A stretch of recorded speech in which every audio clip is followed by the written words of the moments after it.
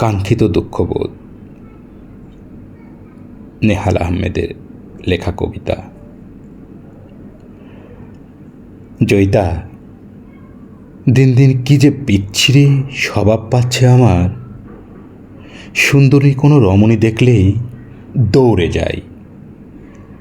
পরিচিত কণ্ঠে বলি, কি রে, তুই কি আমায় চিনতে পারছিস না?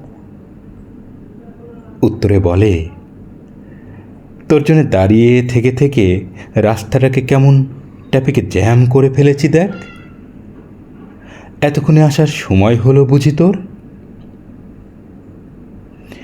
দুজনে মিলে শুরু করি ভালোবাসার খেলা। শরীরের সমস্ত অলিগলি খুঁজে খুঁজে পাই না ভালোবাসা।